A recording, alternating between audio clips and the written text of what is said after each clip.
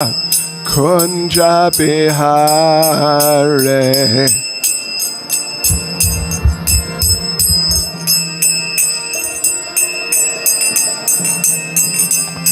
Gopi Jana Balava Giribaradhare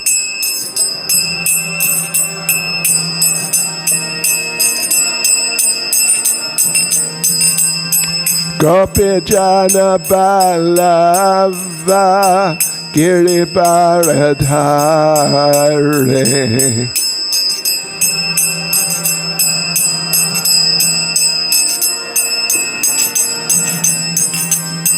Yashodanandana Vraja Janaranjana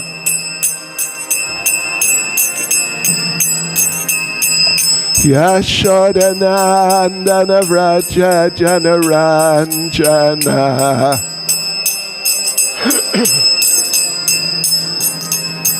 Yamunatira Vanachare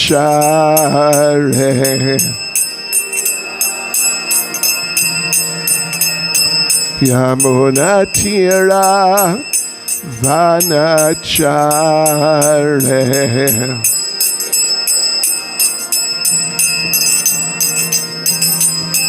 Jai Radha Madhava Kunja Bihare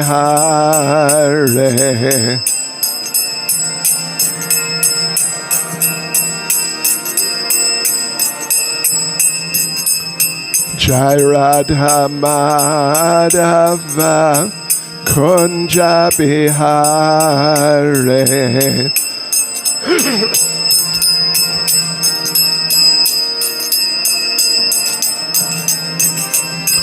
Gopi Jana Balava Giribaradhare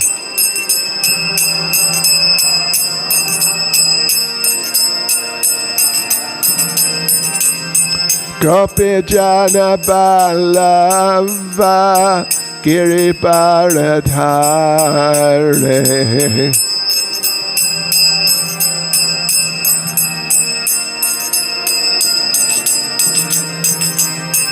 Yashodanandana Vraja Janaranjana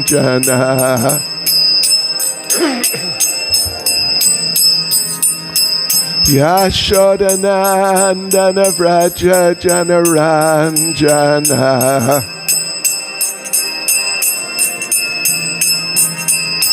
Yamunatira Vanachare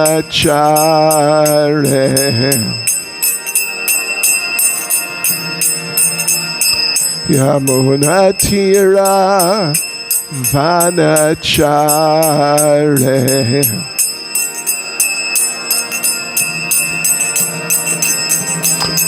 Jai Radha Madhava Kunja Bihare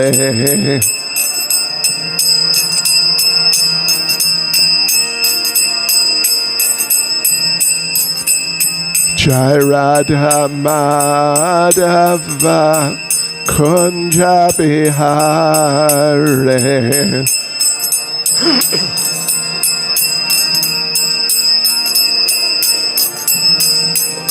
Jai Prabhupada Jai Prabhupada Prabhupada Jai Prabhupada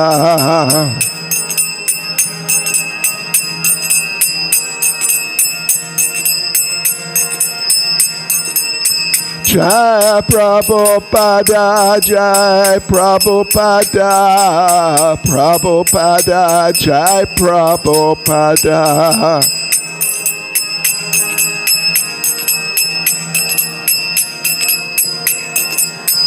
Jai Jai Prabhupada Prabhupada Prabhupada Prabhupada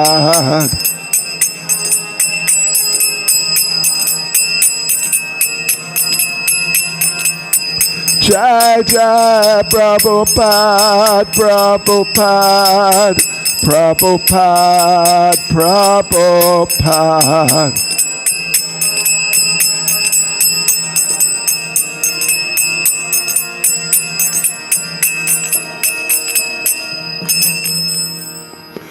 Jamshabad Paramahangsa Perivrajik Charis Tadus Sisamad, His Divine Grace, A.C. Bhaktivedanta Swami Srila Prabhupada Ki, ISKCON's Svandracharya Srila Prabhupada Ki, Grantaraj Srimad Bhagavatam Ki, Shri Shri Radha Radhanath Ki, Shri Giri Govardhan Ki, Shri Chaitanya Mahaprabhu Ki, Sankirtan Yagya Ki, Gaur Premanande. All glories to the assembled devotees. All glories to the assembled devotees. All glories to the assembled devotees. All glories to Sri Guru and Sri Gauranga. All glories to Srila Prabhupada.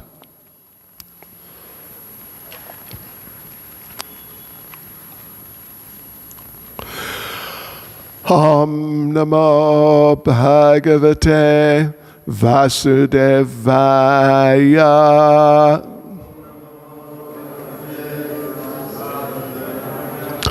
Om Namo Bhagavate Vasudevaya.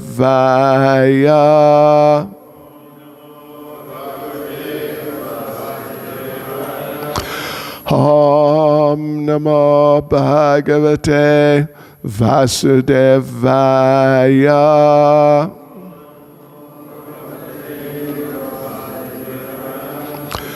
So we are reading this morning from Srimad Bhagavatam, Canto 4, Chapter 9.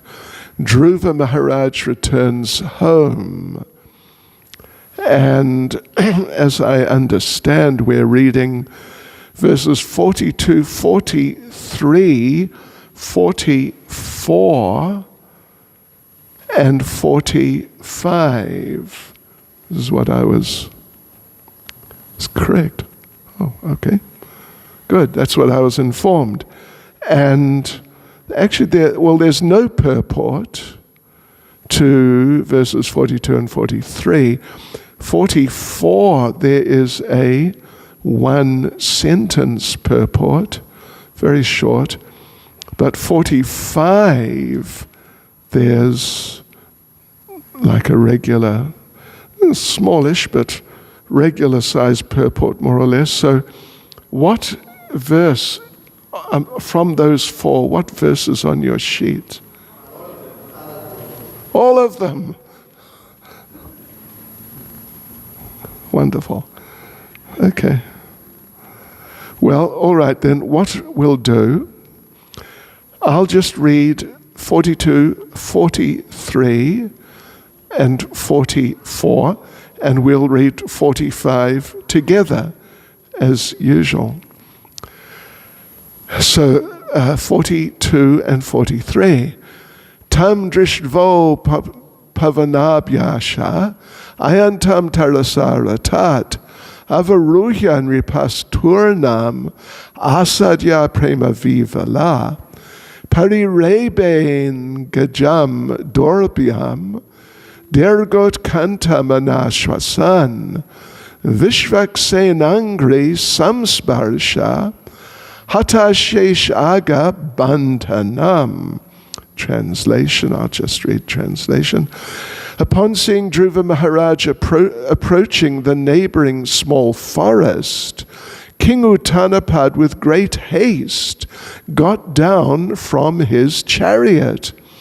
He had been very anxious for a long time to see his son Dhruva, and therefore with great love and affection he went forward to embrace his long-lost boy. Breathing very heavily, the king embraced him with both arms. But Dhruva Maharaj was not the same as before. He was completely sanctified by spiritual advancement due to having been touched by the lotus feet of the Supreme Personality of Godhead. Verse 44. Atajigram mohor mordni shitar nayana varipi snapayam asa tanayam jato dhamma manorata. Translation: reunion with Dhruva Maharaj fulfilled King Uttanapad's long-cherished desire. And for this reason, he smelled Dhruva's head again and again and bathed him with torrents of very cold tears. And yes, well, it's a two-sentence purport, actually. By nature's way, when a man cries, there may be two causes. When one cries in great happiness upon the fulfillment of some desire, the tears coming forth from the eyes are very cold and pleasing, whereas tears in times of distress are very hot. Interesting. And it's also interesting, although Prabhupada here doesn't refer to it, but elsewhere he refers to it, is that King Uttanapad, on embracing, like the initial meeting together, embracing, crying, but he expressed his feelings also by smelling Dhruva's head again and again. And for one who's not familiar with Vedic culture and these types of things, a person might think that that's rather unusual. Smell a person's head. But actually it's a standard type of exchange in Vedic culture, as opposed to kissing. Although kissing happens to some degree, but it's not like a standard type of exchange as it is nowadays in our culture.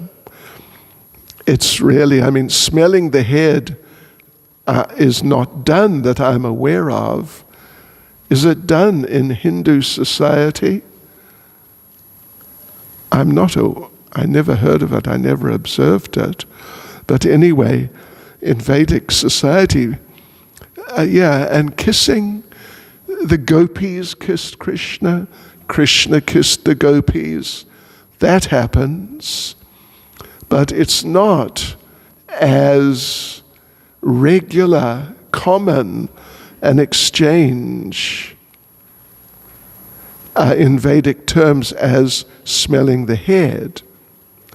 It seems, because, Krishna, the gopis that we read about, it's in the Bhagavatam, it sounds like it may be when the exchange of affection is just more intense. Anyway, actually, I can't really comment on that, except that it does happen there. But smelling the head, we hear about that, particularly with children. Smelling the head is smelling the head of the child. It happens, and we read about it here and there in the Bhagavatam. And, kissing, Krishna does it, so that's fine.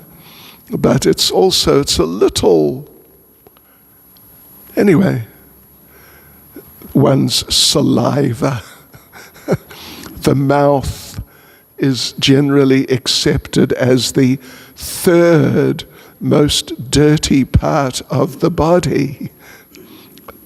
Yes, anyway, you can figure out what the first two are. The mouth is the third one. And if anyone, if you haven't realized that from your own mouth, or smelling other people's breath sometimes when they come close. These things happen. But if you, I'm not recommending you do, but if you rub one of your fingers, like your middle finger, on your teeth and smell, if you've not had any other experience, that'll be quite convincing. Really. All right. And the other thing is the cold tears as opposed to the warm tears or hot tears. There's actually a fairly famous story, which not so many people know about, of Radha and Krishna in Varshana, and Radha and Krishna in Varshana, and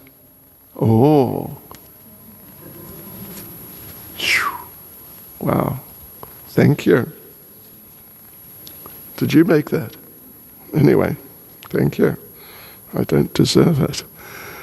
Radha and Krishna, Varshana, in the area, well, they were in the vicinity of what is called More Kutia, where Krishna and then a little later Radha assumed forms of peacocks and danced together. More Kutia, more means peacock. Kutia basically means like a house, a little house, or some place like that. And what happened was that it was the full moon night. Actually, when Krishna is in Vrindavan, generally at night it's the full moon night. So it was the full moon night, and they're meeting together there somewhere on the banks of one of the hills there, or the bank of the hill leading up to Mokutia, and Krishna's trying to think of something nice to say, descriptive about Srimati Radharani, her beauty. And he's thinking and looking and thinking, and then he noticed, it's a full moon. And full moon, of course, full moon generally looks very nice. And so Lord Krishna said, "My dear Srimati Radharani, your face is so beautiful. It's just like the full moon." The full moon. And Srimati Radharani didn't know what to make of that. She looked at the full moon, and what did she see? She saw, devotees and friends, that the full moon had spots on it. Next time there's a full moon, have a look, you'll see. If you haven't, anyway, have a look, you'll see. There's spots on the full moon. And Srimati Radharani thought, he's saying I have a spotty face. Because that's a negative, isn't it? Having a spotty face. It's not good, not nice. So it's like an insult, in other words. So Srimati Radharani entered into the transcendental state called mana, transcendental anger. And she just walked away from Krishna. Of course, we shouldn't think that it's like regular anger, as we may from time to time experience. Something doesn't go our way, we may get upset, we may get angry. So Radha and Krishna sometimes, particularly Radharani, sometimes she becomes angry with Krishna because he teases her and does things like this. And she gets angry and just goes away. But it's all part of the loving exchanges. It's not like our anger, which is all to do with just some personal considerations of enjoyment, basically, of our enjoyment, or lack of enjoyment, and we then become angry. So, but with Radharani, it's anger, but it's all part of loving exchange. Little difficult to comprehend due to our having had experiences on the material level, but transcendentally that's actually the case. So Krishna was following her, but she would not stop. They went up to the next hill, which is called Man, or at least on top there, the place is called Man Kutir, the place of Radharani's anger. And there's a famous picture. You might have seen it's around, that Radharani's sitting, looking the other way to some degree. Krishna's on his left side, trying to approach Radharani, but Lalita is in between them. And she takes their hands, and she's just about to bring them together. So what happened was that Lalita, they went up to the other hill there, and Radharani was not agreeing to accept Krishna, apparently, under the circumstances. So Lalita came, and Lalita wanted to understand, are they just joking and having fun, or is Krishna actually upset? Because Krishna was crying, and she caught some of Krishna's tears and found they were hot. Yeah, as described here, as Prabhupada describes. Tears in times of distress are very hot. So the tears were hot, Krishna's tears, and she understood that, Krishna is actually, he's very upset, he's very concerned. It's all transcendental. But anyway, he's very concerned. So therefore, rather than tease him or do something of that sort, which, often happens, she then brought them together. And that picture, among other places, is on the altar, on one side of the altar up there in the temple room in Mankutia. Yes, so that's a little comment about that short purport there for verse 44. Let us now read, as we do normally, verse 45.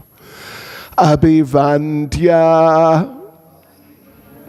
Pito Padav Ashirbish Chabimantrita Nanama Matarao Shirshna Sat Krita Saj Janagrani Abhivandya Pito Padav Ashirbish Chabimantrita Nanama Mataro Shershna Satkrita Sajjanagrani Abhivandya Pito Padav Ashirbish Chabimantrita Nanama Pitarao Sheshna Satkrita Sajjanagrani Abhivandya Pito Padav Ashirbish Chabimantrita Nanama Matarao Shershna Satkrita Sajjanagrani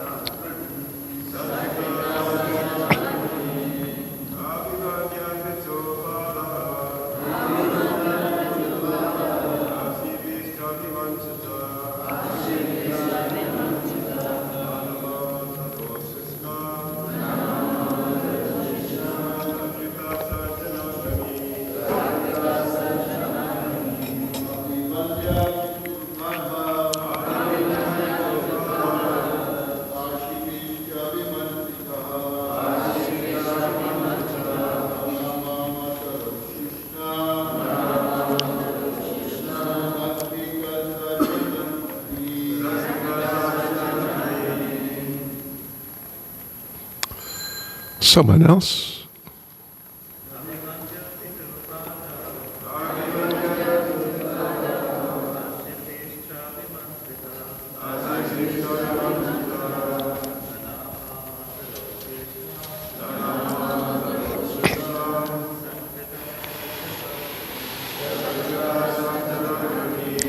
Shri Radharana Sri Giri Govardhan Sri Chaitanya Mahaprabhu Ki Jai.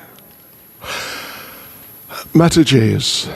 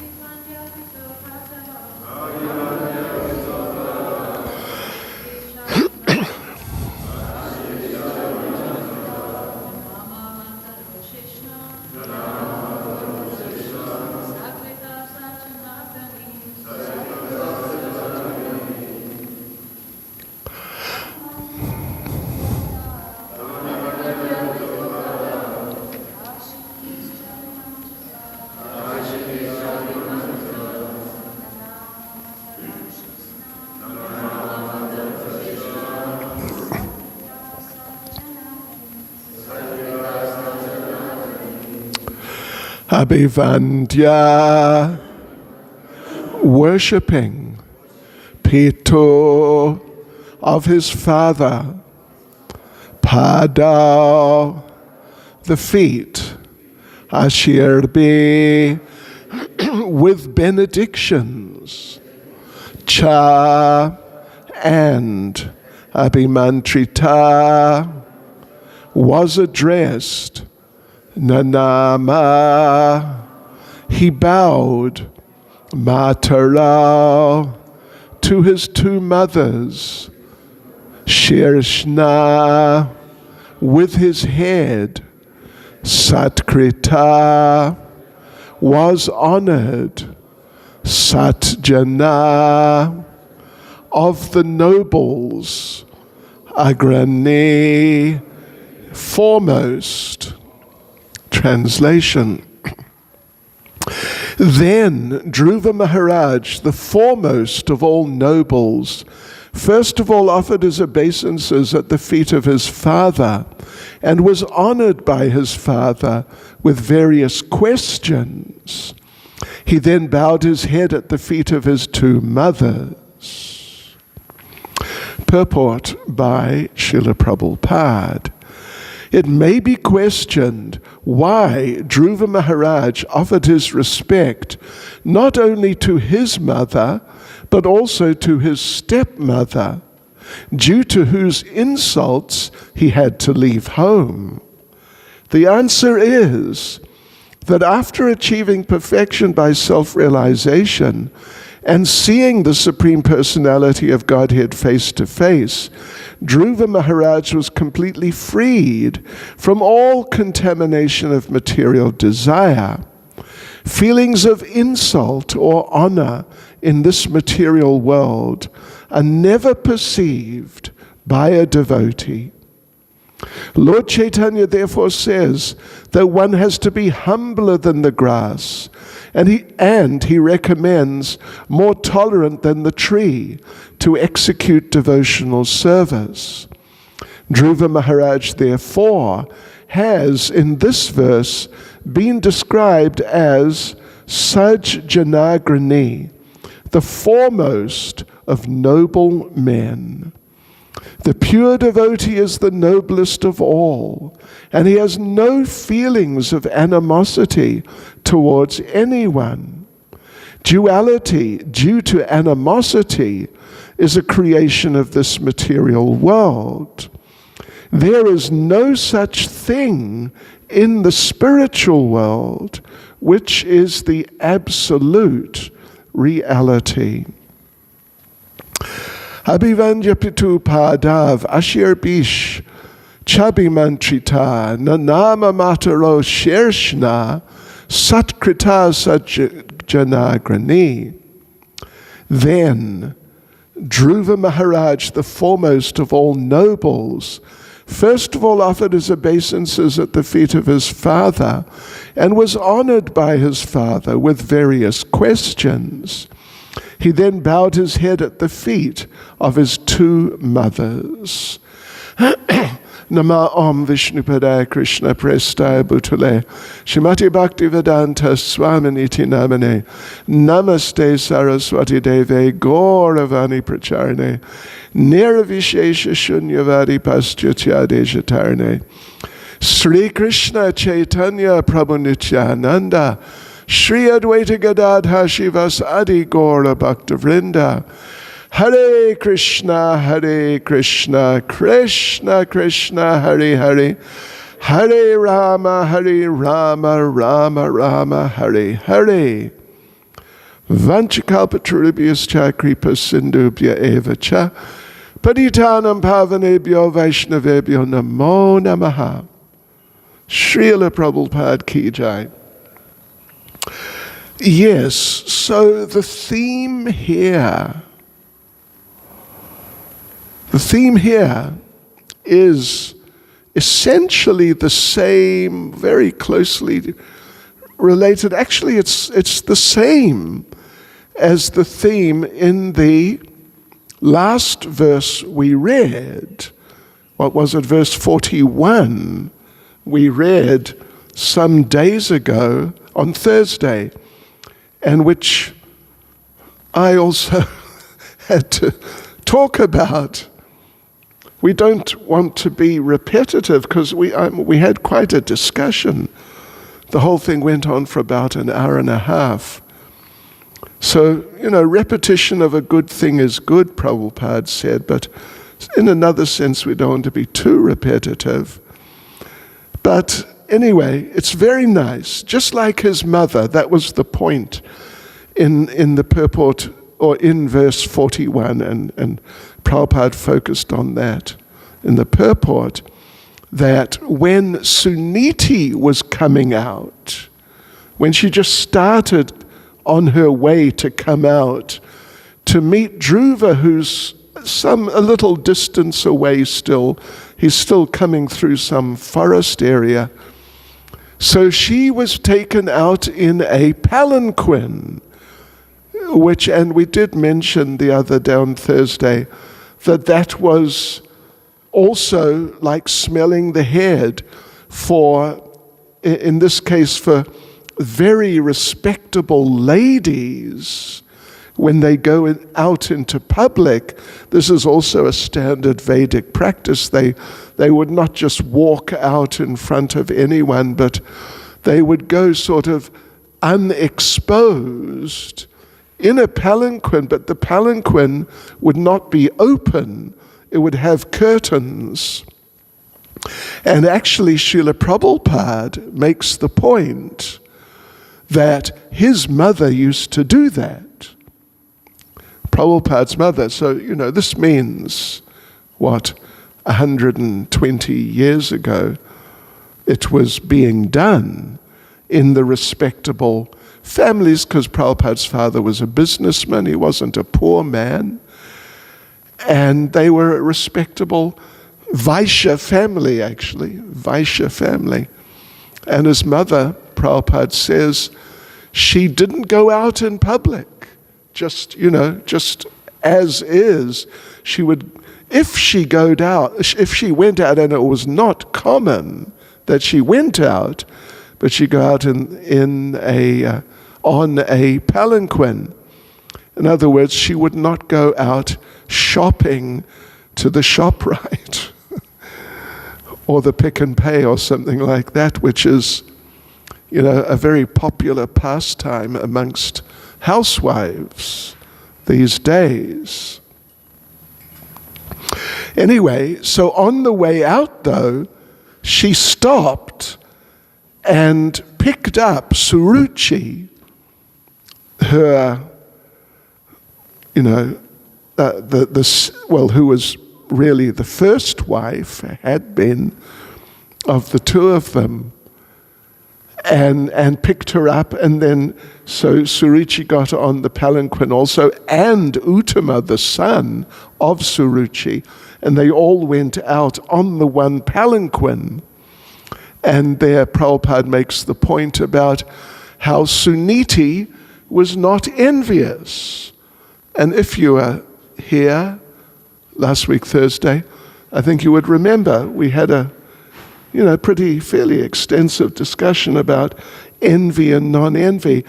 And the same points here now. Dhruva Maharaj, they've all come out now, they're there with him, and his mother Suniti's there.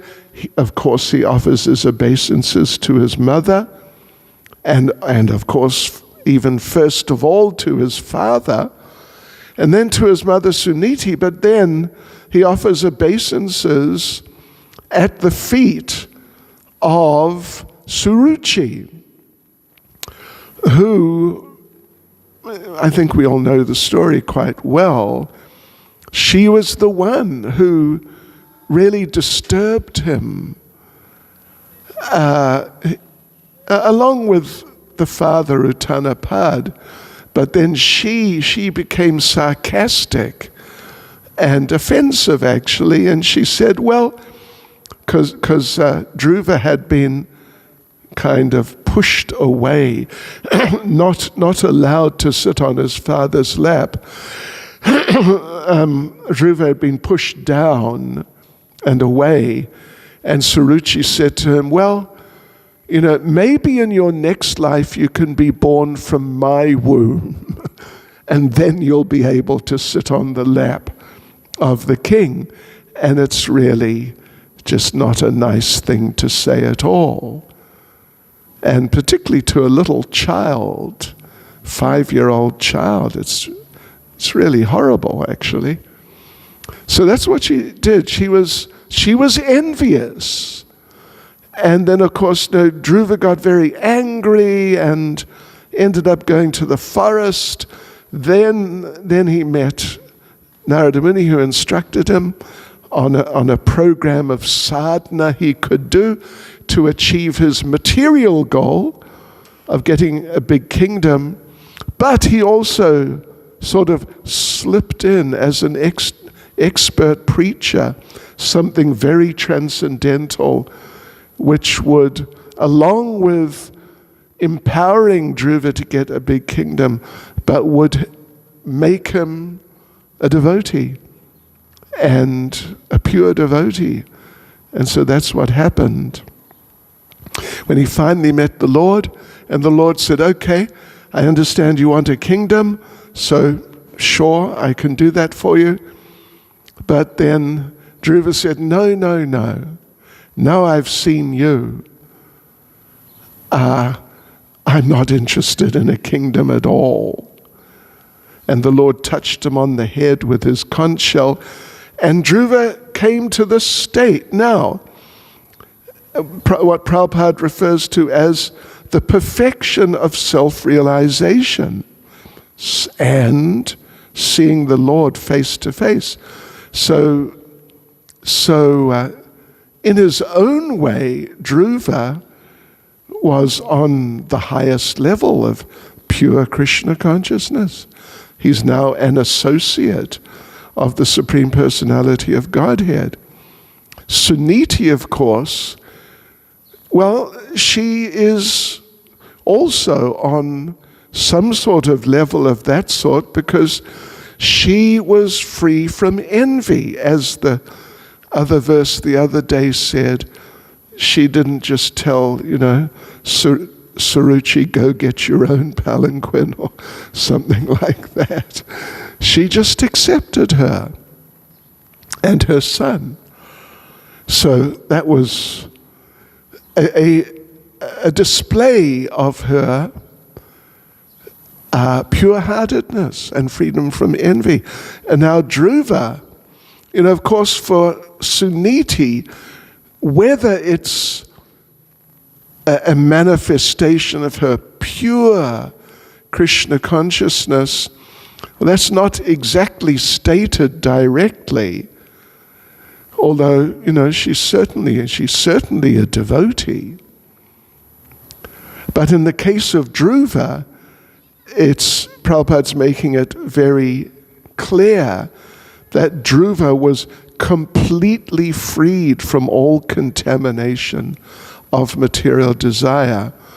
And when a person becomes completely freed from all contamination of material desire, then it manifests. There's so many other symptoms. It's not just free from desire, but it's free from envy also. Free from desire, free from envy, free from pride, free from hatred, free from covetousness, greed, and so on and so forth. Basically free from all materialistic types of consciousness, of attitudes. Yes, and that becomes very prominent in the devotee's activities. And so therefore one can see, if one understands that principle, then one can see, actually, here we have very, very advanced devotee or pure devotee, free from these things, if the devotee is displaying those symptoms under those different circumstances. So Dhruva is, in that he now goes and offers his obeisances at the feet of his mother, Suniti, and the stepmother, Suruchi, who had insulted him in such a horrible way. It's really such a horrible thing to say to a little child, innocent and very sensitive, usually, little child. So, Srila Prabhupada here, he quotes, he refers to, and sort of paraphrases Shikshastakam verse 3, one of the most famous verses amongst all of the different verses which we often use and encounter. Trinadapi sunichena tororapi sihishnina amanina manadena kirtaniya sadahari. That because Dhruva Maharaj was in this state of pure Krishna consciousness, self-realized, fully in Krishna consciousness, therefore he was just naturally, very spontaneously, without having to think, how should I act here? What should I do? What would be appropriate? He's just immediately, naturally, extremely humble. Srila Prabhupada, in talking about this verse, Trinadapi Sunichena, Prabhupada on a number of occasions elaborates a little bit and says, the example is the tree, Tarorapi Sahishnuna, the tree. Someone may be cutting down the tree, the very tree. But while the person is cutting the tree down, the tree is giving shade. Here, take shade, so you can cut more comfortably. And the tree may give fruit. That here, take some fruit, so you'll have more strength to cut me down. This is really, isn't it? At least Prabhupada explains it like that. And for that matter, just a few days ago I was reading the third canto, and it was probably around chapter 30. And Prabhupada made some really extraordinary points in one of the purports there. It was really quite something. Prabhupada made the point, among other really striking points. Prabhupada made the point that trees have consciousness. And Prabhupada said, you can see that because oftentimes when a tree meets an obstacle, it changes direction and turns around the obstacle. Yeah. And you can see also, I mean, Prabhupada hasn't mentioned it, but it appears to be a similar sort of thing. Sunflowers, up like in areas where they grow sunflowers, then sometimes you see these big sunflowers, and you see how they, if you drive past them in the morning, the sun is down here, they're facing the sun that way. You drive past again in the afternoon, the sun is in the west, and the sunflowers are now facing that way. Prabhupada attributes it to consciousness and not just some sort of, automatic motor function like that. It's interesting. So, the devotee should be like that, more tolerant, lower than the straw in the street.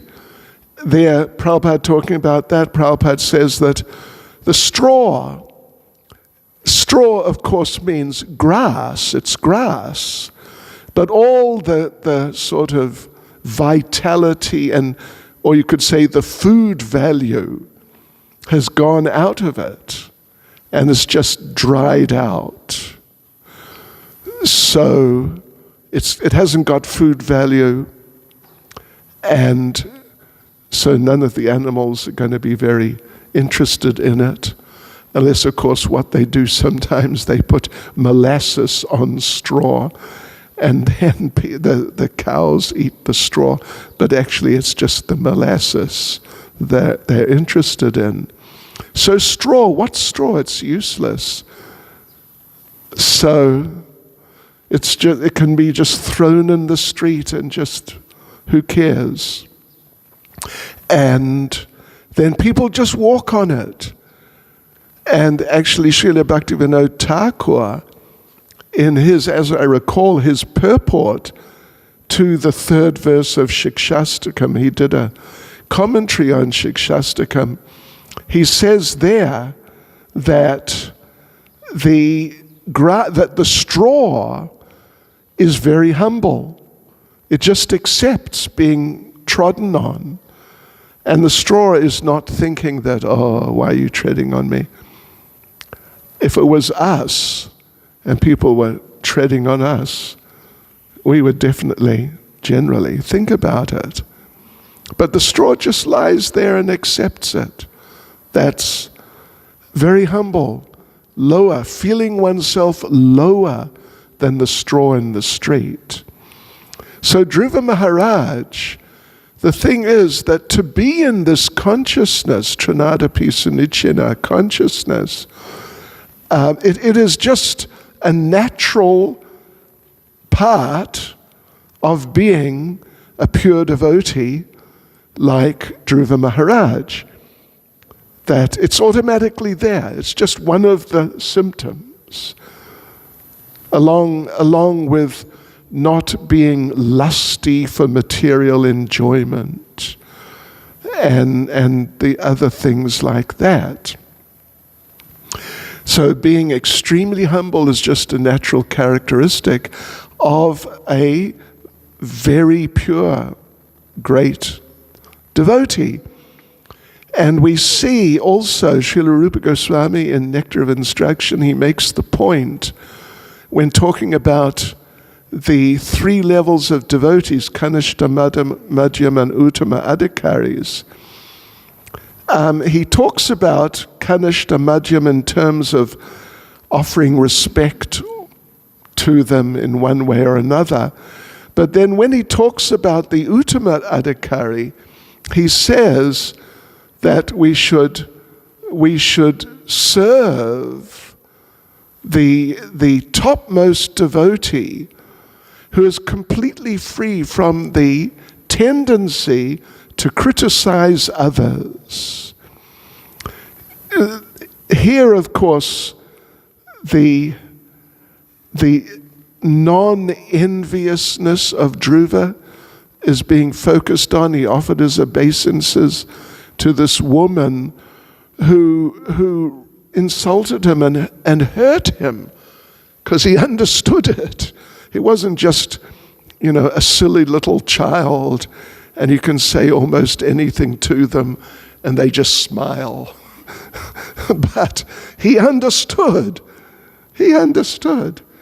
She has insulted me. And he felt it so strongly. Yes. So, but now he's bowing down to her.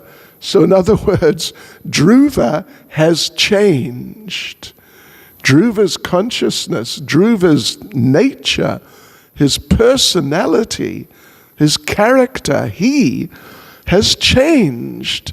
And he's become a much better person than he was. Not that he was really like a bad person, but he was definitely, his pride got really agitated and he got disturbed extremely on the basis of pride. But now, no. If he was still proud and Suruchi came up to him, he could have just turned his back on her and ignored her. I remember reading in some news thing many years ago, many years ago, there was a gathering of so-called super-duper high society, and at the time Prince Charles of England was there. And also there was, what's his name from Uganda, who chased all the Indian people out? Idi Amin was there. So Idi Amin came up to shake hands with Prince Charles. Prince Charles turned his back and wouldn't shake hands with him. Anyway, Prince Charles, what can we say? But that was interesting. So Dhruva if Dhruva was in that sort of mentality, like he had been, if he was in the same mentality, he might have not just turned his back on her, he might have said something and insulted her back. Respond to an offense with a good offense. But he didn't do it. He bowed down to her. So he's changed. He's really, really changed. And Srila Prabhupada says, therefore, Dhruva Maharaj has, in this verse, been described as Saj Janagrani, the foremost of noble men. Actually, he's still a boy, but anyway, the foremost of noble men. The pure devotee is the noblest of all and has no feelings of animosity towards anyone. Yes, those types of dualities, they're only there on the material level. There's one class of Srila Bhaktisiddhanta Saraswatis in which he is asked, in the questions session, he's asked, do you know the secret how to become Krishna conscious? Do you know the secret how to do it? And Srila Bhaktisiddhanta, the description says, he leant forward like, I'm going to say something really special and confidential. And he said, yes, I know the secret, how to become Krishna conscious. And then he said, Trinada pi sunichena, tarora pi sahishnuna, amanina manadena, Kirtaniya Sadahari. That's the secret. That's the secret. Certainly it's one of the great secrets, and I mean, it's not exactly a secret amongst the devotees, but it's such an important thing, such an extremely important thing. Without humility, how are we going to be accepted by Krishna if we still think, at least from the past, that yes, I am cool, I'm a good guy. The people who don't recognize me as such, it's just because they're stupid, but actually I'm cool. Then that's sort of the foundational qualification for being here in this material world. Certainly one of them, that we somehow or other we become stimulated to become proud, and it manifests in different, very specific ways. Particularly, if you read Bhagavatam regularly, you'll see how many times does Srila Prabhupada say, we are in the material world because we want to lord it over the world and the people in it. How many times? It's just maybe not every page, but it's certainly every several or few pages. It's really prime qualification. Lord it over. I am the best. So I lord it over the world and try and just use the world and exploit the world without respecting the world, and lord it over other people. In England, back in the old days, in the rich like the so-called noble families, usually the children were, they're very wealthy people, and usually the children are spoiled brats, or were spoiled brats. Oh yeah. And it's really driven home in their minds that we are the nobility. Yes, so when the spoilt brat, child of, the Earl of this or the Duke of that sort of person, when the spoiled brat did some nonsense, they had a special occupation. That was, they kept a boy, a child, and his job was, he was the whipping boy. It was an official job title and was common in all the wealthy families, that when one of the young children of the family did some nonsense and needed to be punished, they would call out the whipping boy, and in front of the child who did the nonsense, they'd whip the whipping boy, who hadn't done anything. No, really, it's a fact. And so the punishment for the naughty boy was just to see, look, see, he's getting whipped because of you. It was a sort of a strategy to stop the boy being naughty. But I don't think it worked well, because they're just such a bunch of rotten people. Anyway, so, a related point. A related point is that, particularly in the Krishna book, and it's in the Bhagavatam too, in the story of the Rasa dance,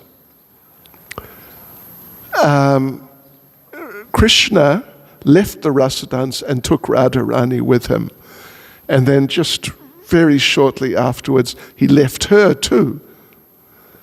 And the explanation, why would Krishna do such a thing? The explanation is they became proud. Even Radharani, supposedly, or in some way or another. Prabhupada talks about it though. They became proud. And therefore Krishna, in order to cure their pride, he left them so that suddenly they realized, oh, we did something wrong and we have to do better. We must not be proud with Krishna. And Srila Prabhupada explains, either there or elsewhere, in reference to that pastime, Prabhupada explains that Krishna, with his devotees, he can tolerate practically any fault because his devotees are his devotees. And they're trying to be devotees or to become devotees and trying to please him and keep out of Maya and so on. And Prabhupada makes the point that in that sense, Krishna can tolerate practically any fault on the part of the devotee because he knows this devotee is trying but has shortcomings and they come out every now and then. So he's prepared to tolerate. But Prabhupada says he can tolerate practically any fault, but he cannot tolerate pride. He doesn't tolerate pride in his devotees. And Prabhupada says that if the devotee becomes proud, actually it may be even in a verse somewhere, but anyway, it's there in Prabhupada's books, that if a devotee becomes proud, Krishna changes his attitude towards the devotee and, does something to straighten the devotee out. Yeah, basically means what they call sometimes tough love. Smash the devotee down a bit so the devotee gets the idea. So anyway, Dhruva, it's not exactly a matter of pride, although it's connected. Due to his pride earlier, he got so angry. How could they treat me like that? I'm going to show them who is important around here. I will get a bigger kingdom than not just my father, but even his father, whose kingdom is the whole universe. I'll get a bigger kingdom. Then they'll understand who's who around here. And then they won't treat me like that. So, it's pride responding to the enviousness of his stepmother. But Dhruva, as Prabhupada says, at this point now, he's completely freed from all contamination. And it's manifesting first and foremost here. He's bowing down, not just to his father, and not just to his mother, but to his stepmother who offended him. At least he felt he offended her very grievously. Hare Krishna. Srila Prabhupada ki jai. Any comment or question, Maharaj? Comment, question, correction, chastisement. Hare Krishna. Dhruva, having got the mercy of the Lord, having been touched by the conscience, he was completely purified. And that made him forgetting what was feeling about his stepmother and brother, Sama. Now paid obeisance to my stepmother also. That's why he said, Sadhana. All the good qualities of the Sadhana. That happens when we are fully Krishna consciousness, as Maharaj was explaining. The pranada of the becomes a prime factor. Krishna conscious devotees. And all those qualities of the Krishna consciousness, you can see in Dhruvaratha, left of that. Thank you. Jai Sachinandan Prabhu. Hare Krishna. Thank you, Maharaj, for the very enlightening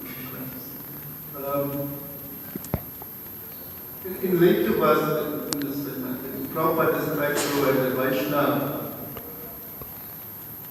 and he mentioned that Surichi, because of her harsh and piercing words, she had committed gross aparad. Right. But Dhruva here is offerings, and it's typical of a Vaishnava that Lord Kapila mentioned the symptoms of his sadhu, Shubha, Karnika, Surida, Savalina. Right. He has no enemies also. Right.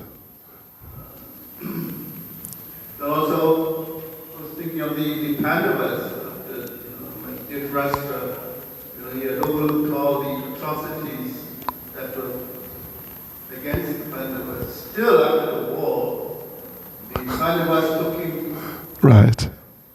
to the home and they treated him as if nothing had happened. Yes. Big uncle, and they were hand in mouth serving him very nicely. Till Vigura come clinically. Right. They let him sit on the throne and they addressed him as king. Yes, right. That's nice. Thank you. Hare Krishna. Prabhu. I remember reading the pride of the disciple is the instruction of the spiritual master. So obviously it's a different type of pride. And what is the symptom of feeling that pride? The usual. Well, yeah, Prabhupada talks about it in relation to Krishna. Specifically, I recall offhand, the pride of a devotee, at least in regards to Krishna, is that the devotee thinks, I have the best master, Krishna. Yeah, no one's got a master like me. In regard to your spiritual master, well, it's pride. It must be something along those lines, but it may be like more of a shared sense of pride. Not like, I've got the best spiritual master, better than your spiritual master, ha ha ha. That sort of thing, That's really a bit twisted. But anyway, in and of the relationship itself, the disciple should feel that my spiritual master is perfect, and therefore he's giving me perfect things, instructions, and I'm just so fortunate. He's so great that I bow down whenever I see him. And that's pretty great if you bow down anytime. Unless you're doing it like a robot or something like that. If you're actually doing it from the heart, it means, you're really accepting the spiritual master as being very, very great. And part of that is a type of pride. Yeah, I would say it's more sort of in the, not exactly isolated, but in the context of being the disciple of the particular spiritual master, and not like drawing comparison like that. Yeah. would you believe Harikesh Prabhu, when he was Harikesh Maharaj, actually it was just early 1978, and he had just come back from the Mayapur meetings when the first disciples of Prabhupada to become gurus, when it had become established, because in the few months from November through to whatever, like March or something like that, it wasn't entirely clear how's it going to work, or what is the situation actually. But then at Mayapur it became clear. And so he was in Germany, that part of Europe. But he came back from India via England, and I was there. And I took him for a few days driving around England, and we did preaching programs, like 4 or 5 days. And he told me that when he had been here in South Africa with Prabhupada, that Prabhupada had never talked about it that he knew of, but he just started getting into this thing. He would just offer obeisances whenever he saw Prabhupada. And oftentimes he was coming into the room and going out of the room, and like 1 minute later coming back in the room, and 1 minute later going out, and another minute later coming in. And every time he's offering obeisances, like repeatedly, many, many times, dozens of times, in the course of a few hours. And Prabhupada said to him, after some time, Prabhupada said to him, some devotees are first class, but you are Dandavat's class. He told me that. Yeah. It has stuck in my mind. He told me a few things, but anyway, yeah. Yeah, you were Dandavat's class. I mean, at that point, he was a very good devotee in his time, actually. And another little story I could tell you, which was told to me by a senior godbrother of mine, is that Srila Bhaktisiddhanta, I don't know where he got it from, but anyway, Srila Bhaktisiddhanta was once doing a tour, a preaching tour of India by train, going around sort of city to city. And one night, he's doing hall programs, like every day or every couple of days or so, doing hall programs. So one night, he asks for questions, and this one man gets up, and the actual question I don't know, but asks some sort of envious question. Why do you do this? Some sort of aggressive type of question, personal. And Srila Bhaktisiddhanta responded a bit. And then the program finished. The next night, or whenever, a couple of days later, whatever it was, in the next town, whole program, the same man was there. And again he asked another nasty question. And Srila Bhaktisiddhanta, he dealt with it. And then the next program, and then the next, and the next. He was following him. Yeah. And after, however many, several nights, the devotees said to Srila Bhaktisiddhanta, do you think, should we just call the mafia and do something? And Srila Bhaktisiddhanta said, no, don't worry, he'll go away.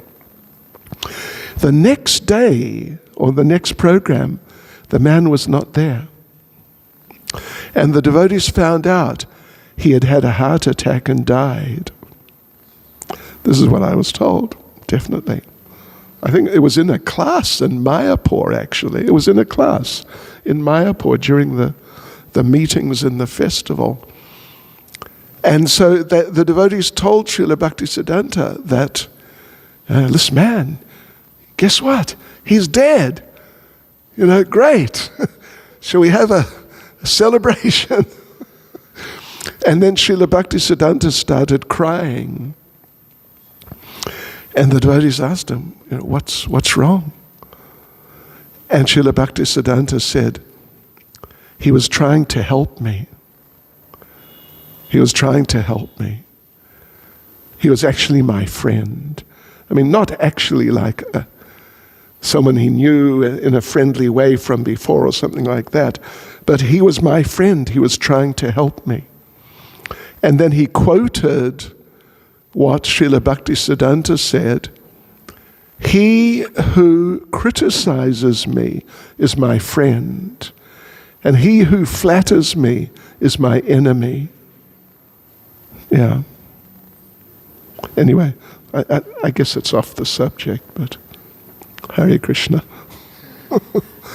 Okay. Haribol.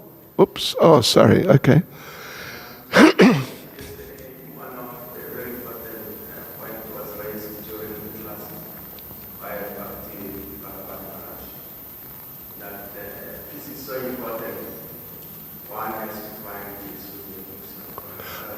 Okay. Even with chanting without being peaceful, it becomes more routine or more mechanical. And then now, other than that, in most instances, it indicates of Guru Maharaj, we realize that he was also motivated by politics. By? Politics. Oh, okay. So, how can we separate politics from religion? Politics from what? I don't get it. Politics, what was the word? From religion. Oh, religion. Well, I mean, that could be the subject of a seminar, but it's trying to catch your attention. I think it's a fair suggestion. Chant Hare Krishna. That's what happened to Dhruva. He got out of politics. Yeah. But it's only, the thing is, as one has more experience in Krishna consciousness over a period of time, in the association, particularly in the association of more advanced devotees, then it becomes clear that to become free from these negative tendencies, which are so incredibly prominent in politics. I mean, the enviousness in politics is completely just unbelievable. It's almost superhuman, a superhuman level of envy. It's amazing. But it becomes more clear the more you're in Krishna consciousness, and particularly associated with more senior devotees who are more advanced in Krishna consciousness. And again, it's something Prabhupada says just countless times, particularly in his writings. It's only possible by the development of Krishna consciousness, which means the cleansing of the heart, which removes envy, etc., pride, intolerance, all these things.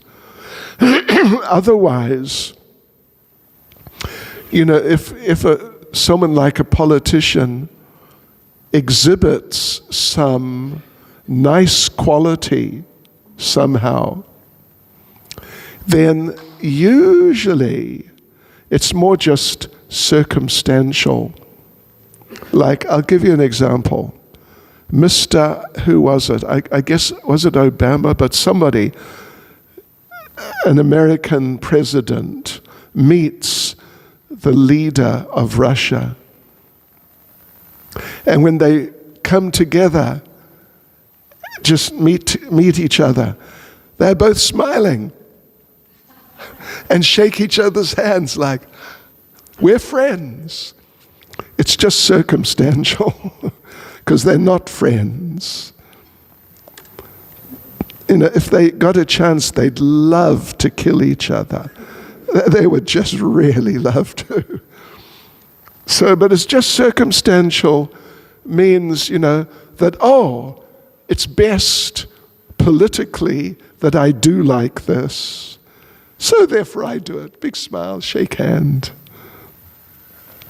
Yeah, so, some people, I had an experience with Nelson Mandela sitting right there. He had offered obeisances to Prabhupada and had there's the thing they put on the head, put on his head. Then we came and sat here. I was showing him around. And the first thing he said, he kind of leaned forward to me. I had told him how, Prabhupada spread it all over the world. He leaned forward and he said, how did he do it? In that sort of voice. How did he do it? And I got the feeling he wasn't just being,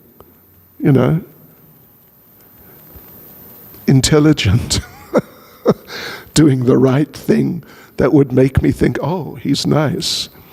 It really struck me that it may be more that he's somewhat in the mode of goodness. Yeah. And I explained how Prabhupada did it.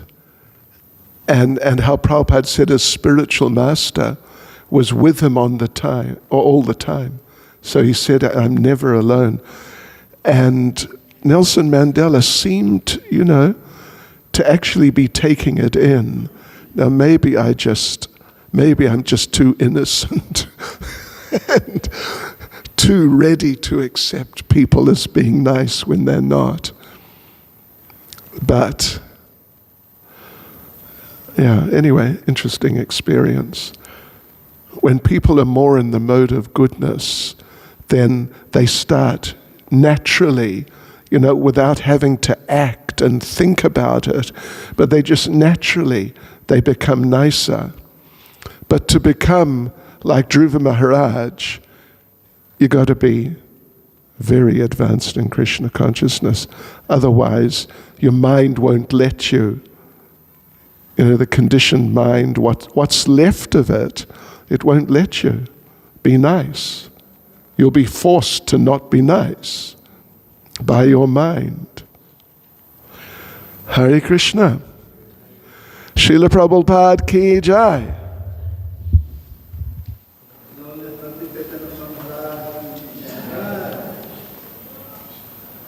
Sorry to go on so long.